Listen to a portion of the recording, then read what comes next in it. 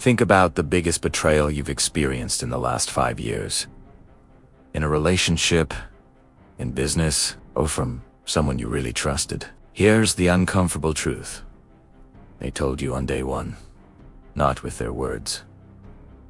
Their body told you, their eyes told you, their voice told you. But you didn't see it, not because you're naive, but because no one ever taught you how to read human beings. You were taught math, science, history. 15 years of exams and textbooks, but the most important skill of all, understanding people, was never part of the curriculum. Yet, this is a skill that is taught to FBI agents, to CIA operatives, to people negotiating billion-dollar deals. But you were taught nothing. And that is the real problem. There are only two kinds of people in this world. Those who read others, and those who get read. That's it. The ones who read control outcomes. The ones who get read get controlled. The ones who read predict. The ones who get read get shocked. From this moment on, the choice is yours. But before you decide, you need to understand what the readers do differently. And no, this isn't some kind of movie psychology. This is real history. There was a man who ran the most powerful law enforcement agency in the United States for 48 years. 8 presidents came and went. He stayed. Franklin Roosevelt, Harry Truman, Eisenhower Kennedy, Johnson, Nixon. Different ideologies, different administrations. None of them could remove him. His name was J. Edgar Hoover, director of the FBI from 1924 to 1972. Normally, this position lasts 5 to 7 years. Legally, the president can remove the FBI director, yet no one touched Hoover. Why? Most people say he had files, he had secrets, he blackmailed people. That's not the whole truth. Files alone don't create power. Psychology does. Hoover almost never threatened anyone directly, and never sighed, "Do this, or I'll expose you." Instead, he played a completely different game. Imagine a politician sitting in a meeting, a normal policy discussion. Hoover would just casually say, "By the way, your daughter goes to Stanford, right?" Just that. It sounds innocent. Small talk, but the message was crystal clear. I know your personal life. I'm aware. I'm watching. Or, in another meeting, a classified folder is casually placed on the table. "Sir, this is a recent surveillance report. We were tracking someone else. But you appeared in the frame folder close head. Topic changed. No threats. No accusations. Just awareness. That's not blackmail. That's psychological control. In blackmail, you say, "Do this or else." In psychological control, you say nothing. Your presence does the work. The fear grows inside the other person's mind, and that is far more powerful. No evidence. No proof. Nothing that can be taken to court whose pursuer. That's how Hoover stayed in power for nearly half a century. But here's the real question. Hoover had power, agencies, resources.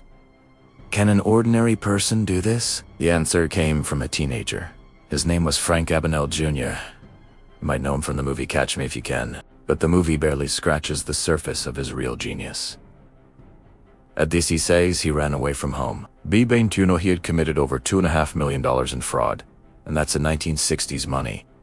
Today, that's tens of millions. He posed as a Pan Am airline pilot, flying over 250 flights for free. He posed as a doctor, working in a hospital for nearly a year. He posed as a lawyer, passing cases without ever attending law school.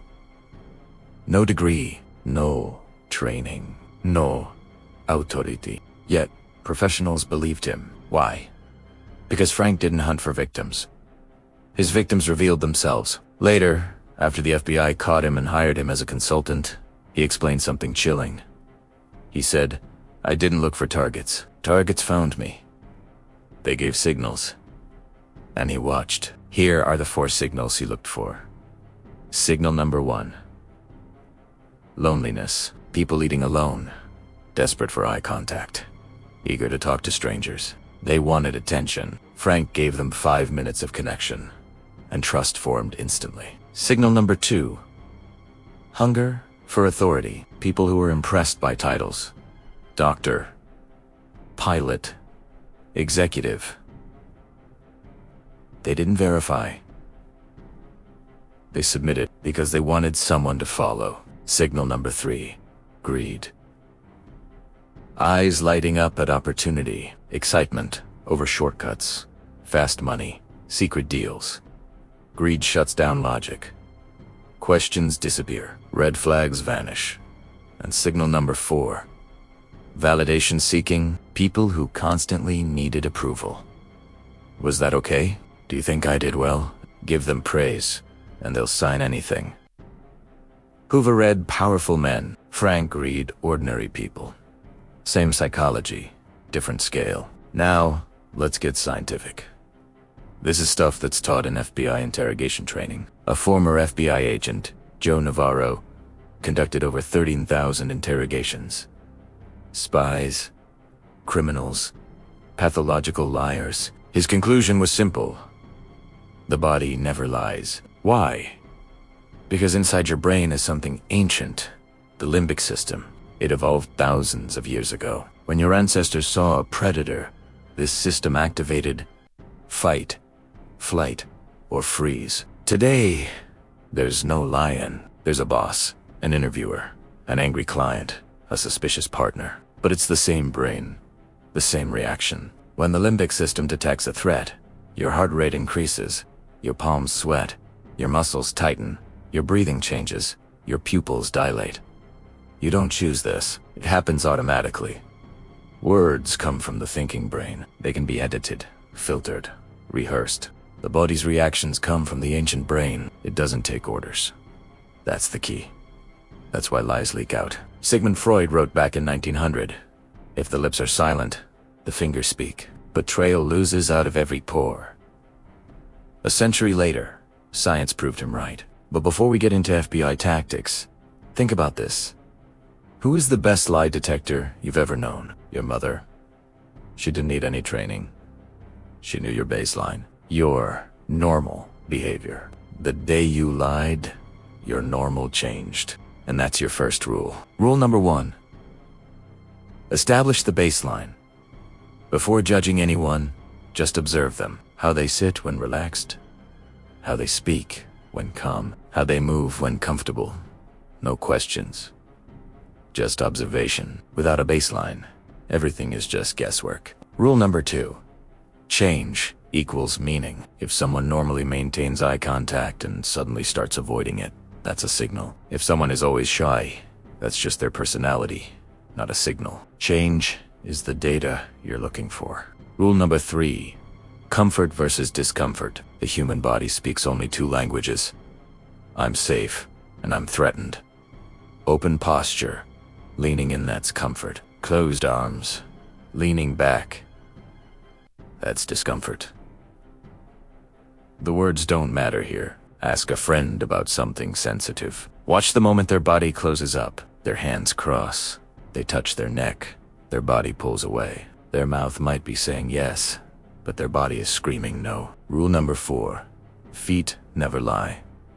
People are great at faking facial expressions, but they forget their feet. Feet point where the mind wants to go. If someone's face is engaged in the conversation, but their feet are pointed towards the exit, the conversation is over in their mind. Rule number 5. The voice reveals lies. Truth comes from memory, and it's fast. Lies are constructed, and that's slow. Listen for pauses, hesitation, throat clearing, or a sudden change in speed. Sometimes, silence is what exposes the lie. Rule number 6. The rule of clash. When words say yes, but the body says no, always trust the body. Rule number 7. Strategic silence. Ask a question, then stop talking. Silence makes liars incredibly uncomfortable. They feel the need to fill that gap, and in doing so, they often reveal the truth themselves. And the final rule. Everyone has a button. Every single person is driven by one of 3 things: greed, ego, or fear. Listen to what they talk about the most. That's their button. And anyone who can't hide their button becomes controllable. So now the question is simple. Will you be the one who gets read? Or will you be the one who reads the room? If this video changed how you see people, subscribe. Because once you see human behavior clearly, you can never unsee it. And that is real power. Thanks for watching.